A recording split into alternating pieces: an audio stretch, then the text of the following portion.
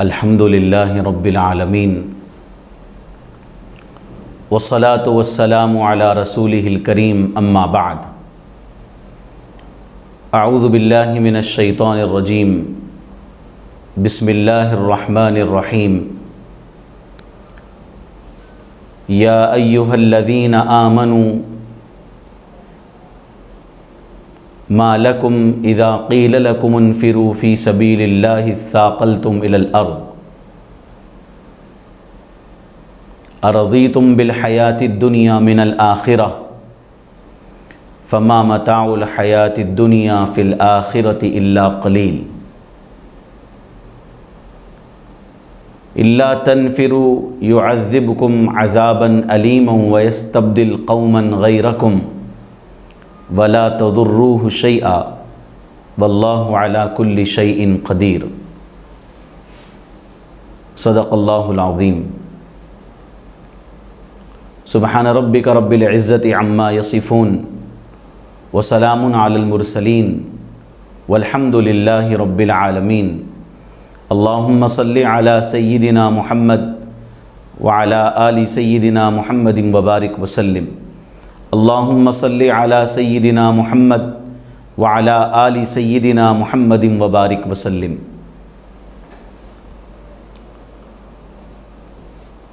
The message media کی جانب سے حضور اکرم صلی اللہ علیہ وسلم کی پاک زندگی اور سیرت کے متعلق مختلف علماء اکرام بیانات کر رہے ہیں۔ الحمدللہ اب تک سن 8 ہجری تک جو واقعات اہم واقعات پیش آئے جس میں ہمارے لیے کوئی پیغام چھپا ہوا ہے یا کوئی سبق ہمارے لیے اس سے ملنے والا ہے، وہ اہم واقعات کی طرف بھی علماء اکرام نے اشارہ فرمایا ہے۔ اب سن 9 ہجری میں جو اہم واقعات پیش آئے ہیں انشاءاللہ سن 9 ہجری کے واقعات کو بیان کیا جائے گا۔ سن 9 ہجری میں اللہ کے نبی صلی اللہ علیہ وسلم نے زکوٰۃ وصول کرنے کے لیے عاملین کو مقرر فرمایا۔ مختلف قبیلوں میں مختلف صحابہ اکرام کو ذمہ داری دی زکوٰۃ صدقات وصول کر کے لانے کے لیے۔ بعض قبیلے والوں نے فوری مان کر زکوٰۃ صدقات حوالے کر دیا، لیکن بعض قبیلے والے ایسے تھے کہ انہوں نے عاملین پر حملہ کیا اور انکار کر دیا کہ ہم کچھ نہیں دیں گے۔ بنو تمیم کے افراد نے، اس قبیلے کے لوگوں نے یہ کہا کہ ہم ایک اونٹ بھی نہیں دیں گے، اور وصول کرنے جو صحابی آئے تھے ان پر حملہ بھی کیا ان لوگوں نے۔ حضور اکرم صلی اللہ علیہ وسلم کے پاس وہ صحابی جان بچا کر آئے۔ اللہ کے نبی صلی اللہ علیہ وسلم نے پھر ان کی طرف ان کی سرزنش کے لیے چند صحابہ اکرام کو بھیجا۔ پھر وہ لوگ بعد میں آپ کی خدمت میں آئے، پھر آپ صلی اللہ علیہ وسلم کے سامنے انہوں نے اپنی غلطی کا اقرار کیا۔ اسی طرح سن 9 ہجری میں اللہ کے نبی صلی اللہ علیہ وسلم نے قبیلے طے کا ایک بت ہے فلس نام کا، اس بت کو منہدم کرنے کے لیے، توڑنے کے لیے اللہ کے نبی صلی اللہ علیہ وسلم نے روانہ فرمایا صحابہ اکرام کو۔ اس بت کو توڑا گیا۔ مزاحمت کے لیے صحابہ اکرام پر حملے کے لیے جو لوگ آگے بڑھے، ان میں بعض عورتوں کو اور بعض مردوں کو گرفتار بھی کیا گیا۔ ان گرفتار ہونے والوں میں مشہور سخی حاتم طائی کی بیٹی صفانہ بھی تھی۔ اس کا صفانہ کا جو بھائی عدی بن حاتم ہے وہ ڈر کر چلا گیا۔ حاتم طائی کی بیٹی ان گرفتار ہونے والوں میں آئی۔ اللہ کے نبی صلی اللہ علیہ وسلم نے جب اس خاتون کو دیکھا تو اس خاتون کے ساتھ اللہ کے نبی نے بہت ہی محبت والا، شفقت والا معاملہ فرمایا۔ آپ صلی اللہ علیہ وسلم کے کریمانہ اخلاق کی وجہ سے وہ بہت متاثر ہوئی۔ حضور اکرم صلی اللہ علیہ وسلم سے واپس جانے کا اس نے مطالبہ بھی کیا۔ اللہ کے نبی صلی اللہ علیہ وسلم نے پوچھا کہ تمہارے ساتھ کیا کوئی ذمہ دار نہیں ہے؟ اس نے کہا کہ میرا بھائی عدی ہے، وہ بھاگ گیا ہے۔ اللہ کے نبی صلی اللہ علیہ وسلم نے فرمایا ہاں، تمہارا بھائی اللہ اور اس کے رسول سے بھاگا ہے۔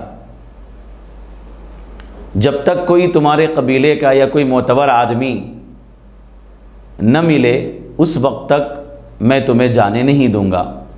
ایک قافلہ ملک شام کی طرف جا رہا تھا۔ اللہ کے نبی صلی اللہ علیہ وسلم نے اس قافلے کے ساتھ صفانہ کو روانہ فرمایا، انعامات سے نوازا۔ جب یہ پہنچی اپنے مقام پر تو مقام کے لوگوں سے اس نے سارا واقعہ بتایا، اور خاص طور پہ اپنے بھائی سے اس نے حضور اکرم صلی اللہ علیہ وسلم کا جو سلوک ہے اس کو بیان کیا۔ وہ بھائی بہت متاثر ہوا۔ پھر اللہ کے نبی صلی اللہ علیہ وسلم کی خدمت میں وہ آیا اور اسلام قبول کیا، عدی بن حاتم رضی اللہ تعالیٰ عنہ۔ اسی طرح سن 9 ہجری میں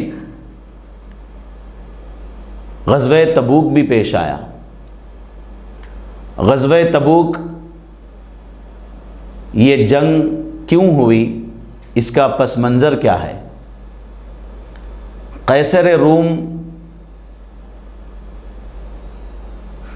غسان قبیلے کو لے کر، جو عرب کا ایک خاندان ہے غسان خاندان، اس غسانی خاندان کو اس نے اکسا کر، ان کو استعمال کر کے، غسانی خاندان کو استعمال کر کے قیصر روم نے حضور اکرم صلی اللہ علیہ وسلم اور آپ کے صحابہ اور مدینے پر حملہ کرنے کے لیے اس نے پلان بنایا اور لشکر تیار کیا تقریباً 40,000 کا۔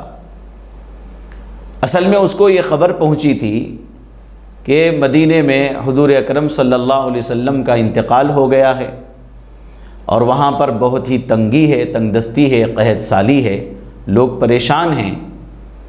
اب اچھا موقع ہے مدینے والوں پر حملہ کرنے کا، مسلمانوں کو ختم کرنے کا۔ اور جو موتا کی جو جنگ ہوئی، اس جنگ میں جو عیسائی ہارے، تو اس میں ہارے ہوئے ان کو بھی اس نے استعمال کیا قیصر روم نے، اور سب کو لے کر مدینے پر چڑھائی کے ارادے سے وہ سب کو تیار کیا۔ یہ خبر اللہ کے نبی صلی اللہ علیہ وسلم کو پہنچی۔ حضور اکرم صلی اللہ علیہ وسلم نے اس سے مقابلے کے لیے اعلان فرمایا، عام اعلان فرمایا۔ صحابہ اکرام کو جمع فرمایا، اور اللہ کے نبی صلی اللہ علیہ وسلم نے اس جنگ کے ساز و سامان کے لیے چندے کا بھی اعلان فرمایا۔ عورتوں نے زیور اتار کے دیے، صحابہ اکرام نے ان سے جتنا ہو سکا انہوں نے کوشش کی۔ بعض صحابہ کھجور کے باغوں میں جا کر رات دن کام کر کے جو بھی کھجور ان کو ملتا معاوضے میں وہ لا کر اللہ کے نبی صلی اللہ علیہ وسلم کی خدمت میں پیش کرتے تھے۔ بعض صحابہ اکرام ان کے پاس سواری نہیں تھی، غزوہ تبوک کے موقع پر سفر پر جانے کے لیے، جہاد میں شریک ہونے کے لیے اللہ کے نبی صلی اللہ علیہ وسلم کی خدمت میں وہ غریب صحابہ آتے اور سواری مانگتے، اور اللہ کے نبی صلی اللہ علیہ وسلم یہ فرماتے کہ میرے پاس سواری نہیں ہے۔ وہ لوگ روتے ہوئے واپس ہوتے۔ ان صحابہ اکرام کے اس انداز کو، واپسی کی جو کیفیت صحابہ اکرام پر تھی، اللہ نے قرآن مجید میں اس کیفیت کو بیان فرمایا۔ وَلَا عَلَى الَّذِينَ إِذَا مَا أَتَوْكَ لِتَحْمِلَهُمْ قُلْتَ لَا أَجِدُ مَا أَحْمِلُكُمْ عَلَيْهِ تَوَلَّوْا وَأَعْيُنُهُمْ تَفِيضُ مِنَ الدَّمْعِ حَزَنًا أَلَّا يَجِدُوا مَا يُنْفِقُونَ، کہ جہاد میں خرچ کرنے کے لیے ان کے پاس سواری نہیں ہے، کچھ نہیں ہے، اس بات پر وہ غم کی وجہ سے ان کی آنکھ سے آنسو نکلتے ہیں، وہ غمگین ہوتے ہیں۔ ان صحابہ کی کیفیات کو اللہ رب العزت نے قرآن کی اس آیت میں بیان فرمایا۔ بہت سخت گرمی تھی، فصل کے کاٹنے کا وقت تھا، فصل پک گئی تھی، اور اس سے پہلے کا جو سال گزرا وہ سال بہت تنگ دستی میں گزرا۔ صحابہ اکرام بہت پریشان تھے، اور موسم بھی گرمی کا تھا، اور سخت قسم کی گرمی تھی، ساز و سامان کچھ نہیں تھا۔ صحابہ اکرام بہت پریشان تھے۔ اس موقع پر اللہ کے نبی صلی اللہ علیہ وسلم نے اعلان فرمایا کہ سب نکلیں، انفروا خفافا وثقالا وجاہدوا باموالکم وانفسکم فی سبیل اللہ، نکلو، سب لوگ نکلو اللہ کے راستے میں، علانیہ بھی اور چھپ کر بھی، سب نکلو اللہ کے راستے میں، اور اپنے جان اور مال کے ذریعے اللہ کے راستے میں مجاہدہ کرو، جہاد کرو۔ ذالکم خیر لکم ان کنتم تعلمون، یہ بہتر ہے تمہارے لیے اگر تم سمجھو۔ تنگ دستی کا یہ حال تھا، ایک کھجور دو صحابی مل کر کھاتے تھے، رات اور دن اسی پر ان کا گزارا تھا، ایک کھجور پر دو صحابہ اکرام، اور 18 صحابہ ایک اونٹ پر سوار، 18 صحابہ باری باری ایک اونٹ پر سوار، 18 صحابہ کے درمیان میں ایک اونٹ تھا سواری کے لیے، بدل بدل کر سوار ہوتے تھے۔ یہ کیفیت تھی، تنگ دستی کا یہ عالم تھا۔ اور جو جنگ تھی وہ جنگ قریب میں بھی نہیں تھی، مقام قریب نہیں تھا۔ ملک شام کے علاقے میں مدینے سے 14 منزل کا فاصلہ، لگ بھگ 700 کلومیٹر کا فاصلہ تھا، سفر بھی طویل تھا، لمبا تھا۔ تو ایسی حالت میں بھی صحابہ اکرام آگے بڑھ رہے تھے، اور جو منافق تھے ان منافقوں کا نفاق تبوک کے موقع پر واضح طور پر کھل کے آ گیا۔ سچے مومنین بھی سامنے آئے، جو سچے مخلص مومن ہیں ان کا ایمان بھی نکھر کے سامنے آیا، اور جو اپنے دل میں نفاق چھپائے ہوئے تھے وہ بھی سامنے آ گئے۔ اور یہ منافق ان مسلمانوں کو اور صحابہ اکرام کو بہکاتے تھے، یہ کہتے تھے کہ سخت گرمی کا موسم ہے، گرمی کے زمانے میں مت نکلو۔ بعض مسخرے یہ کہتے تھے کہ ہم جائیں گے تو راستے میں ہم کو حسینائیں نظر آئیں گی، ہم اس کی تاب نہیں لا سکیں گے، لہٰذا ہم اس لیے نہیں جائیں گے، اسی لیے ہم اللہ کے راستے میں نہیں نکلیں گے۔ بعضیوں کہتے کہ ہمیں دھوپ کی تپش برداشت نہیں ہوگی، لو کی وجہ سے ہم مر جائیں گے، ہلاک ہو جائیں گے، ہم نہیں نکلتے۔ اللہ رب العزت کا غیظ و غضب تبوک کے موقع پر منافقوں پر نازل ہوا۔ سورہ توبہ میں اللہ رب العزت نے تبوک کے موقع پر مختلف آیات منافقوں کے متعلق نازل فرمائیں، ان کے نفاق سے مطلع فرما دیا حضور اکرم صلی اللہ علیہ وسلم کو، ان کے ارادے، ان کے منصوبے، ان کی تنہائیاں، ان کے جھوٹے بہانے، ان کی مال سے محبت، ساری چیزیں اللہ رب العزت نے سورہ توبہ میں تبوک کے موقع پر نازل فرمائیں۔ ان کے کردار کو اور ان کی منافقوں کی منافقانہ علامات کو بیان فرمایا اللہ رب العزت نے تبوک کے موقع پر۔ وہ صحابہ اکرام جو تنگ دست غریب ہیں، وہ تنگ دستی کے باوجود بھی غزوہ تبوک کے موقع پر اللہ کے نبی صلی اللہ علیہ وسلم کی خدمت میں کچھ لا کر جنگ کے لیے پیش کرتے، تو یہ لوگ ان کو بھی، ان غریب صحابہ کو بھی جا کر بہکاتے منافقین، اور ان کا مذاق اڑاتے کہ کہاں ہزاروں کا لشکر اور ساز و سامان، اور کہاں ان کا یہ تھوڑا سا ہدیہ اور چندہ، مذاق اڑاتے۔ اور جو صحابہ اکرام مالدار ہیں، ان کی حیثیت ہے دینے کی، اور وہ اللہ کے نبی صلی اللہ علیہ وسلم کی بارگاہ میں مال و دولت لا کر انبار لگا دیتے اور اللہ کے نبی کی خدمت میں پیش کرتے، وہ صحابہ اکرام کے بارے میں یہ منافق کہتے کہ وہ لوگ ریاکاری کر رہے ہیں، دکھلاوا کر رہے ہیں۔ اللہ رب العزت نے 4 سزائیں اس موقع پر منافقین کو سنائیں۔ ایک سزا یہ اللہ کے نبی صلی اللہ علیہ وسلم سے فرمایا کہ ان سے، منافقین سے کوئی ہدیہ قبول نہ کیا جائے، منافقوں سے کوئی عطیہ قبول نہ کیا جائے، اللہ کے راستے میں وہ جو بھی دینا چاہیں ان کے انفاق کو قبول نہ کیا جائے۔ اور دوسرا، آپ ان کے حق میں مغفرت کی دعا نہ کریں، منع فرما دیا۔ اور تیسرا، نماز جنازہ بھی ان کی نہ پڑھی جائے، آپ ان کی قبر پہ بھی مت ٹھہریں۔ اللہ رب العزت نے یہ سزائیں منافقین کو کے حق میں سنائیں کہ اللہ کے نبی صلی اللہ علیہ وسلم نہ ان کے لیے مغفرت کی دعا مانگیں، نہ ان کی نماز جنازہ پڑھائیں، نہ ان کا انفاق قبول فرمائیں۔ اللہ کے نبی صلی اللہ علیہ وسلم کے ساتھ وہ جہاد میں اور غزوے میں پھر شرکت کرنے کا ان کو موقع نہیں ملے گا، وہ محروم کر دیے جائیں،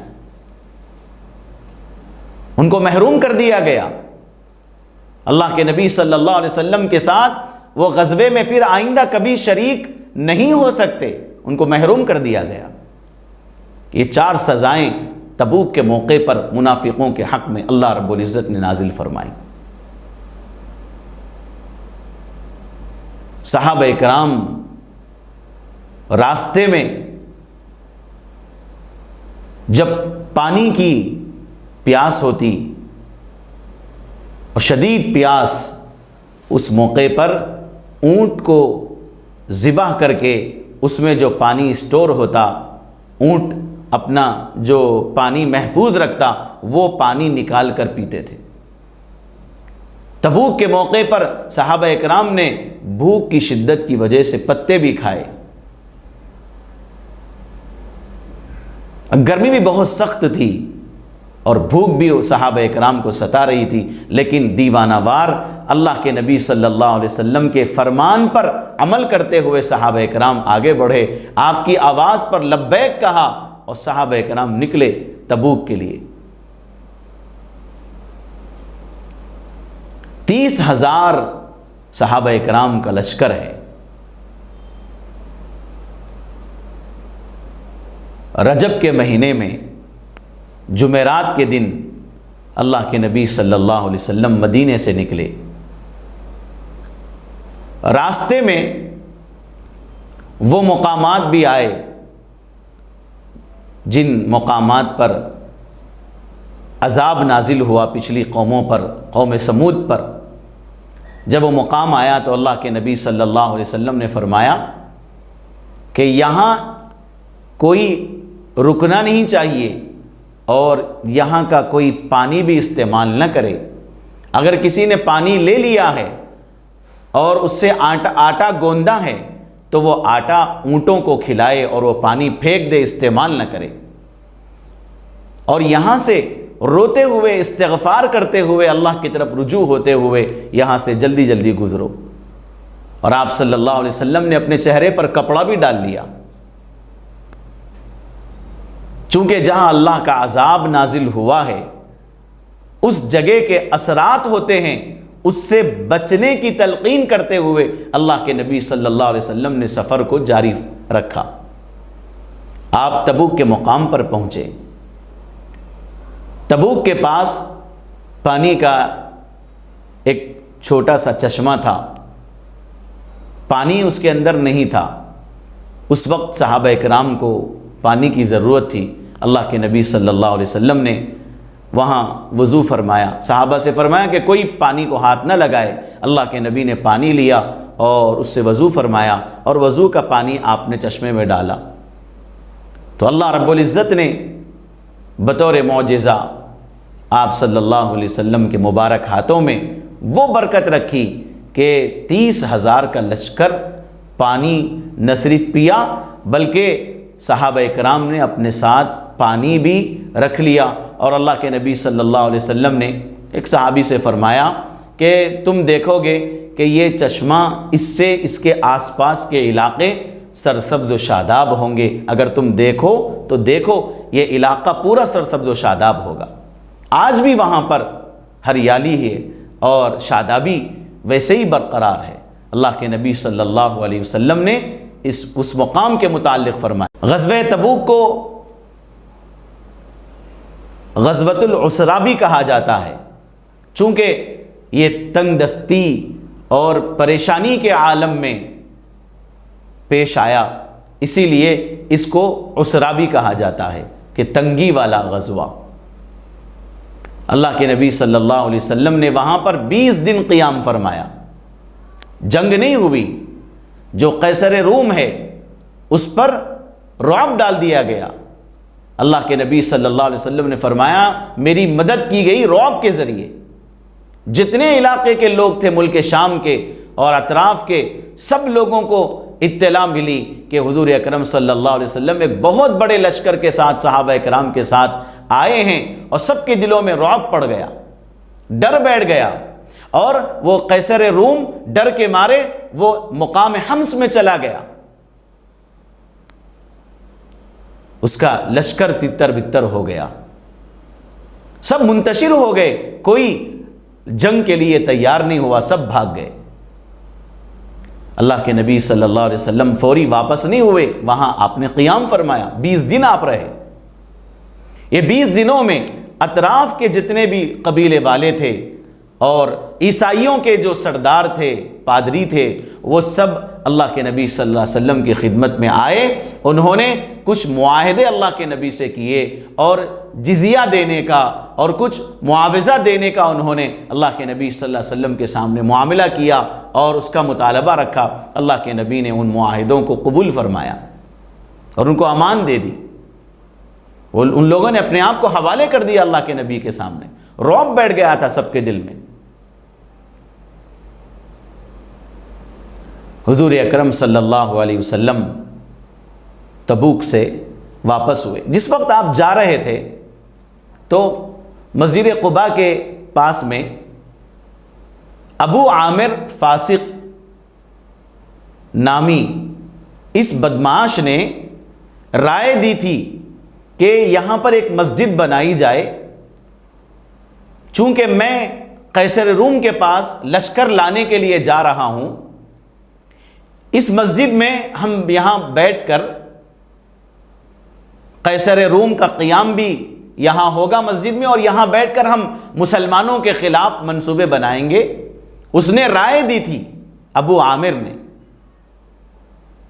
یہ وہی ابو عامر ہے جو جنگ احد کے موقع پر بڑے بڑے گڑھے اس نے کھودے تھے تاکہ صحابہ کرام اس میں گر جائیں اور ہلاک ہو جائیں۔ اس نے صحابہ کرام کی ہلاکت کے لیے اور ان کو نقصان پہنچانے کے لیے اس نے بڑے بڑے گڑھے کھود کے رکھے تھے احد کے موقع پر. یہ ابو عامر اس نے رائے دی تھی، اس کی رائے کے مطابق وہاں مسجد تعمیر کی گئی. اور اللہ کے نبی صلی اللہ علیہ وسلم جب تبوک کے لیے آ رہے تھے تو راستے میں ان لوگوں نے درخواست کی کہ آپ ہماری مسجد کو آئیے. انہوں نے کیا کہا کہ ہم نے جو مسجد بنائی وہ کس لیے بنائی؟ ہمارے مسجد بنانے کا مقصد یہ ہے کہ اس مسجد میں ہم مجبوروں کو رکھیں گے، معذوروں کو رکھیں گے، ان کا قیام ہوگا، ہم یتیموں کی کفالت کریں گے، یہاں مسجد میں ان کا قیام ہوگا، جو بے سہارا ہیں جن کا گھر نہیں ہے وہ یہاں مسجد میں رہیں گے، ہم نے ان کے لیے مسجد بنائی ہے، آپ آئیے مسجد کو. اللہ کے نبی صلی اللہ علیہ وسلم نے فرمایا میں اب سفر پہ جا رہا ہوں، واپسی پر آؤں گا، واپسی پر میں شریک ہوں گا، تم نے جو مطالبہ کیا میں اس مطالبے کو قبول کرتا ہوں، واپسی میں آؤں گا. لیکن اللہ رب العزت نے اس مسجد کی حقیقت کو بیان فرمایا. والذین اتخذوا مسجدا ضرارا وکفرا وتفریقا بین المؤمنین وارصادا لمن حارب اللہ ورسولہ من قبل وَلَيَحْلِفُنَّ إِنْ أَرَدْنَا إِلَّا الْحُسْنَى وَاللَّهُ يَشْهَدُ إِنَّهُمْ لَكَاذِبُونَ. ان لوگوں نے جو مسجد بنائی کس مقصد سے بنائی؟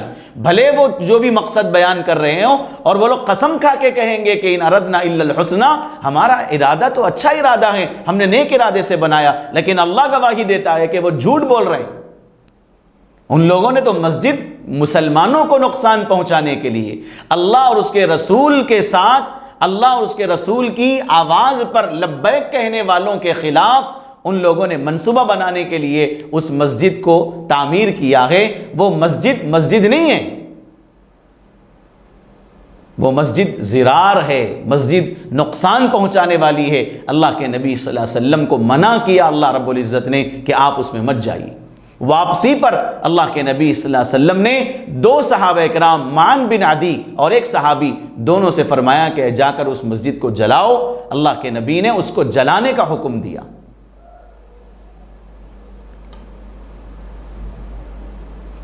غرض یہ سن 9 ہجری میں اس کے علاوہ غزوہ تبوک کے علاوہ اور بھی اہم واقعات پیش آئے.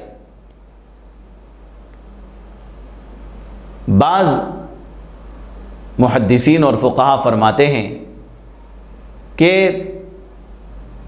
حج جو فرض ہوا سن 9 ہجری میں فرض ہوا، اور بعض کہتے ہیں کہ نہیں اس سے پہلے ہی فرض ہو گیا، صلح حدیبیہ کا جو موقع تھا اس سے پہلے ہی فرض ہو گیا. لیکن باضابطہ اسلامی تعلیمات کے اعتبار سے، جاہلیت کے طریقے سے ہٹ کر باضابطہ اسلامی تعلیمات کے اعتبار سے اور پورے ضوابط کے ساتھ اور پوری شریعت کی روشنی میں حج جو فرض ہوا سن 9 ہجری میں ہوا. اور اللہ کے نبی صلی اللہ علیہ وسلم نے حضرت ابو بکر صدیق رضی اللہ تعالیٰ عنہ کو حج کا امیر بنایا. حج کے انتظامات کے لیے اور لوگوں کو سہولتیں پیدا کرنے کے لیے، پورے انتظامات کے لیے ابو بکر صدیق رضی اللہ تعالیٰ عنہ کو امیر الحج بنایا. اور حضرت علی رضی اللہ تعالیٰ عنہ سے فرمایا کہ تم حج کے موقع پر مشرکین میں اعلان کرنا کہ جو مشرک ہیں جن سے معاہدے ہوئے ہیں وہ اگر معاہدہ برقرار رکھنا چاہتے ہیں تو ہم بھی ان کے ساتھ معاہدہ برقرار رکھیں گے، ہم ان کو کوئی تکلیف نہیں دیں گے. اور جن لوگوں نے معاہدہ توڑا ہے ان کو 4 مہینے کی مہلت دی جائے گی. یہ 4 مہینوں میں وہ لوگ یا تو معاہدے کے پابند رہیں یا پھر کسی اور جگہ جانا چاہتے ہیں تو جائیں. ان کو مہلت دی جائے گی 4 مہینے کی. اور یہ بھی اعلان کریں کہ آئندہ سال کوئی بھی مشرک مسجد حرام کے اندر داخل نہیں ہو سکتا، مسجد حرام کے پاس نہیں آ سکتا، قریب نہیں آ سکتا. یہ بھی اعلان کیا گیا. حضرت علی رضی اللہ تعالیٰ عنہ کو اعلان کے لیے اللہ کے نبی صلی اللہ علیہ وسلم نے مقرر فرمایا. اور سن 9 ہجری ہی میں جزیے کی آیت نازل ہوئی، حتیٰ یعطوا الجزیۃ عن ید وہم صاغرون، کہ جو مشرک امن سے رہنا چاہتے ہوں ان کو امان دینے کا اللہ رب العزت نے حکم فرمایا کہ وہ لوگ اگر خاموش رہنا چاہتے ہیں، پرامن طریقے سے رہنا چاہتے ہیں، کسی کو تکلیف نہیں دیتے اور کسی قسم کا کوئی حملہ نہیں کرتے، وہ رہنا چاہتے ہیں مسلمانوں کے درمیان میں، ان کو رہنے دیا جائے تاکہ وہ قریب سے اسلام کو دیکھ سکیں اور اسلام قبول کرنے کا ان کو موقع ملے۔ سن 9 ہجری ہی میں حبشہ کے بادشاہ نجاشی کا انتقال ہوا۔ اللہ رب العزت نے حضور اکرم صلی اللہ علیہ وسلم کو مطلع فرمایا، آپ نے نجاشی کی غائبانہ نماز جنازہ پڑھی۔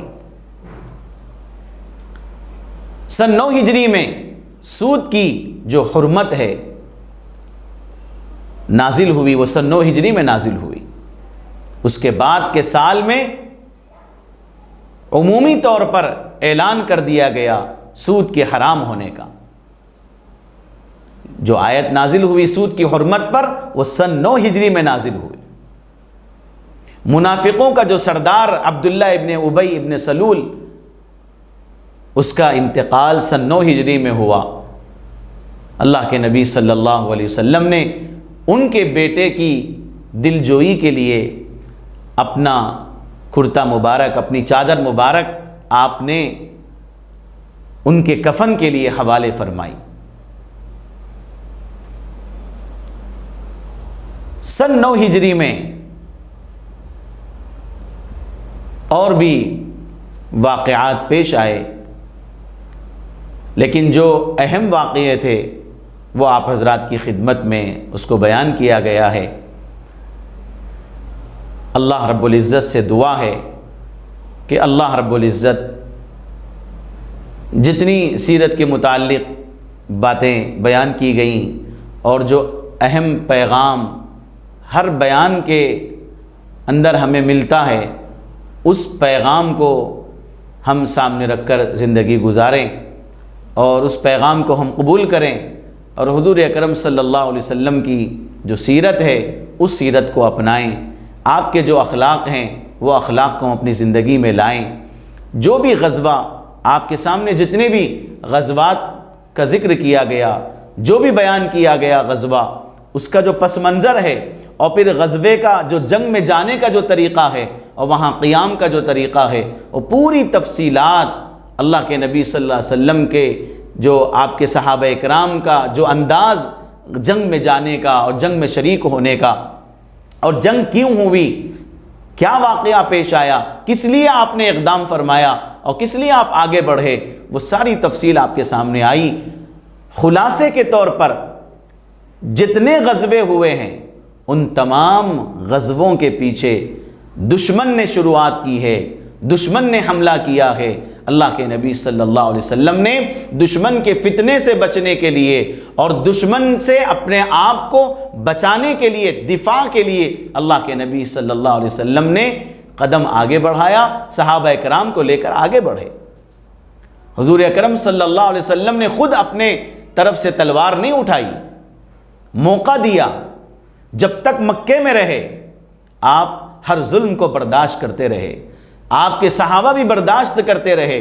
جب اللہ کی طرف سے حکم نازل ہوا کہ آپ یہاں مت رہیے، یہاں سے جائیے، ہجرت کیجئے، تو اللہ کے نبی صلی اللہ علیہ وسلم مدینۃ المنورہ تشریف لائے۔ وہاں آنے کے بعد مکے کے کفار اور مشرکین کبھی یہودیوں کا ساتھ لے کر، کبھی عیسائیوں کو ساتھ لے کر، کبھی مدینے کے رہنے والوں کو، وہاں کے باشندوں کو ساتھ لے کر، ان کو اکسا کر مسلمانوں پر حملہ اور حضور اکرم صلی اللہ علیہ وسلم پر حملے کا ارادہ کیا، تو اس کے دفاع میں اللہ کے نبی صلی اللہ علیہ وسلم نے پوری رعایت کے ساتھ اور انسانیت کے احترام کے ساتھ آپ جنگ کے لیے آمادہ ہوئے، اور جنگ میں آپ نے یہ تعلیمات بھی دی ہیں کہ کبھی کسی عورت پر ہاتھ نہ اٹھائیں، اور کبھی اللہ کے نبی صلی اللہ علیہ وسلم نے کسی عورت کے ساتھ، آپ کے صحابہ نے کسی بھی خاتون کے ساتھ کسی قسم کی کوئی بے حرمتی کا معاملہ نہیں کیا، احترام کے ساتھ پیش آئے۔ بچوں پہ کبھی ہاتھ نہیں اٹھایا، معذوروں اور مجبوروں پہ کبھی ہاتھ نہیں اٹھایا۔ محبت کا معاملہ اللہ کے نبی صلی اللہ علیہ وسلم نے رکھا سب کے ساتھ۔ دشمن کے بچے بھی آپ کی خدمت میں آئے، آپ نے دشمن کے بچوں کو بھی پیار کر کے بھیجایا۔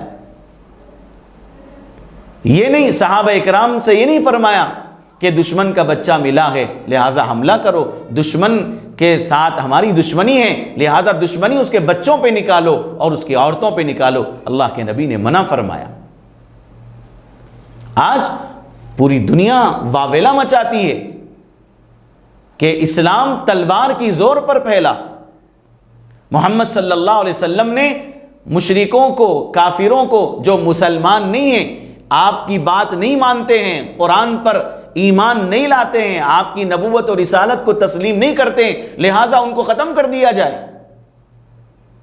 اللہ کے نبی صلی اللہ علیہ وسلم نے امان بھی دی ہے، ان سے جزیہ لے کر، ٹیکس لے کر آپ نے ان کو رکھا ہے، ان کے جان و مال کی حفاظت کو ضروری قرار دیا ہے۔ صحابہ کرام سے فرمایا جیسے تمہاری عورتوں کی اور تمہارے گھر بار کی جان، مال، عزت و آبرو جیسے محفوظ رہنا چاہیے، جو حق تمہیں مل رہا ہے وہی حق ان کافروں اور مشرکوں کو بھی ملنا چاہیے جو امان لے کر یہاں رہ رہے ہیں۔ جیسے مسلمانوں کی عورتوں کی اور بیٹیوں کی، بہنوں کی، بیویوں کی عزت محفوظ ہے، اسی طرح کافروں اور مشرکوں کی عورتوں کی، ان کی ماؤں، بہنوں، بیٹیوں، بیویوں کی عزت بھی ویسے ہی محفوظ ہے۔ حضور اکرم صلی اللہ علیہ وسلم نے یہ تعلیمات دی ہیں۔ کبھی آپ نے دہشت گردی والا معاملہ، فتنہ و فساد والا معاملہ کبھی آپ نے اور آپ کے صحابہ نے نہیں کیا۔ جنگ کے اصول مرتب فرمائے، ہدایات دیں، بہت ہی پیاری اور اخلاق کی تعلیم دی ہے جنگ کے موقع پر بھی۔ غرض یہ کہ حضور اکرم صلی اللہ علیہ وسلم کے جو اخلاق ہیں ان اخلاق کو ہم اپنی زندگی میں لانے کی کوشش کریں۔ اللہ پاک سے دعا کریں کہ اللہ رب العزت ہم سب کو حضور اکرم صلی اللہ علیہ وسلم کی تعلیمات کے مطابق زندگی گزارنے کی توفیق عطا فرمائیں۔ آمین۔ وآخر